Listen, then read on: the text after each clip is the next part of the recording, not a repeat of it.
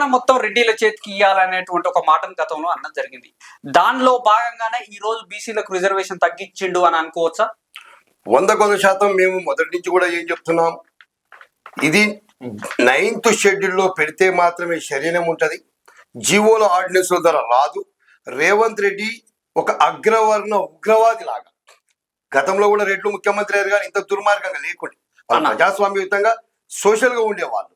అంతేగాని రేవంత్ రెడ్డి ఒక అగ్రవర్ణ ఉగ్రవాదిగా రెడ్లే అధికారంలోకి రావాలి, రెడ్ల చేతిలో పార్టీ పగ్గాలు ఉండాలి, ఊరికి రెడ్డికి 5 ఎకరాల పొలం ఉండాలి, ప్రతి రెడ్డి చేతిలో అధికారం ఉండాలన్నాడు. ఏమన్నాడు? ప్రతి రెడ్డి చేతిలో అధికారం ఉండాలన్నాడు. ఆ అధికారం ఉండాలనే భాగంగానే స్థానిక సంస్థల సర్పంచులకు రెడ్లకు కట్టబెట్టడం కోసమే ఈ రోజు బీసీ రిజర్వేషన్ 17% కుదించడం జరిగింది. మేము మొదటి నుంచి కూడా చెప్తున్నాం, వీళ్ళు కుట్ర చేస్తున్నారు. ఈ రాష్ట్రంలో జీవోల ద్వారా ఆర్డినెన్స్ల ద్వారా రాదు. ఇది ఓన్లీ ఎంతసేపు ఉన్నా మనకు ఆర్డినెన్స్ ద్వారా 9th షెడ్యూల్లో పెట్టిస్తే తప్ప దీనికి రాజ్యాంగ భద్రత చట్టబద్ధత ఉండదని మేము అప్పటి నుంచి చెప్తా ఉన్నాం.